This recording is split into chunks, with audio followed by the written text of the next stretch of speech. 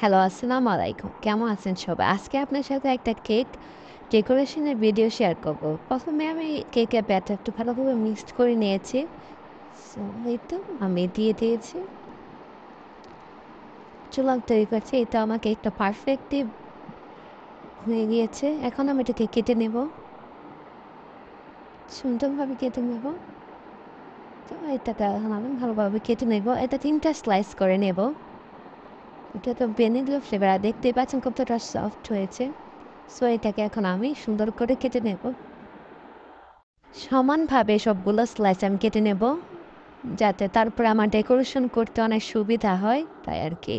এই তো একটা কার্ডটা হয়ে গিয়েছে। এখন আমি সেকেন্ডটা কেটে নেব সমানভাবে। এটা কিন্তু খুব আস্তে আস্তে করতে হবে। আমি ভিডিওটার স্পিড বাড়িয়ে দিয়েছি, তাই মনে হচ্ছে খুব তাড়াতাড়ি করছি, কিন্তু আসলে না। দেখতে পাচ্ছেন কেকটা কত সুন্দর হয়েছে। সো এখন আমি এটাকে ডেকোরেশন করতে চলে যাব। তো আমি এখানে একটু ক্রিম দিয়ে দিলাম, যাতে তুলতে সুবিধা হয়। এখন এখানে আমি সুগার সিরাপ দিয়ে নিব কেকের। সুগার সিরাপ দেওয়া হয়ে গেলে এখানে আমি দিয়ে দিব ক্রিম, ভ্যানিলা ফ্লেভার, যেটা আমি বানিয়ে রেখেছিলাম। সো এটা দিয়ে আমি ভালো করে, তারপরে এটার উপর আমি চকলেট দিয়ে দিয়েছি। তারপর আরেকটা পার্ট আবার দিয়ে দেবো কেকের। এখন আবার সুগার সিরাপটা দিয়ে দেব,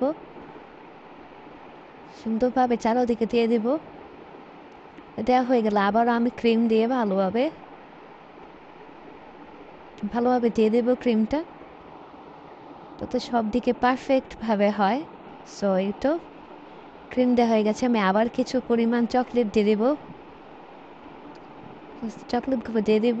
তারপর আবার আমি আরেকটা পার্ট দিয়ে সুগার সিরাপ দিয়ে কেকটাকে ভালো করে কোডিং করে নেব, যাতে একদম সব দিকে কেকে ক্রিমটা লেগে যায়। সো এটাকে আমি ভালো করে ক্রিম দিয়ে সেট করে নেব। সেট করা হয়ে গেলে এটা আমি প্রায় ১ থেকে ২ ঘন্টার জন্য ফ্রিজে রেখে দেব, যাতে এই কোডিংটা একদম সুন্দরভাবে হয়ে যায়। সো এটাকে ভালোভাবে কোডিং করে ফ্রিজে রেখে দিতে হবে। এই এরপর এই যে ফ্রিজ থেকে বের করে নিয়েছি, দেখছেন একদম কোডিংটা সুন্দর হয়ে গিয়েছে। এখন এটার উপরে আবার আমি ফাইনাল টাচটা দিব। সো এটা আমি ক্রিম নিয়ে নিলাম, মানে ক্রিম নিয়ে ভালোভাবে সব সাইডে লাগিয়ে নিতে হবে, এতে একদম সমানভাবে, যাতে কোনো দিকে খালি না থাকে। সো এটা এই কাজটা আস্তে ধীরে করতে হবে।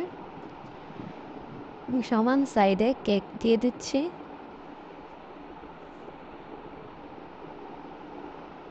কোডিং করলে কিন্তু কেকের পরের ক্রিমটা ভালোভাবে বসে এবং সেট করতে সুবিধা। এই তো আমার তাই এখন আমি এখানে নজেল দিয়ে একটা ফ্লাওয়ারের মতো করে নেব। যদিও অত ভালো ডিজাইন আমি পারি না, একদমই নতুন বেকিংয়ে। সো এই তো প্রথমে আমি এখানে পিঙ্ক কালার ফ্লাওয়ার করে নিলাম। এরপর আমি এখানে আবার হোয়াইট কালার ফ্লাওয়ার করে নেব।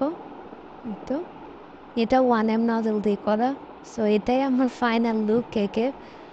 আলহামদুলিল্লাহ, প্রথমবারের তুলনায় কেকটা অনেক সুন্দর হয়েছে।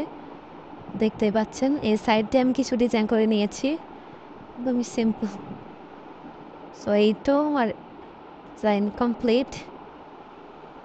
এটাই ছিল আপনার সাথে আমার ডেকোরেশন ভিডিও কেকের। এই তো আল্লাহ হাফেজ।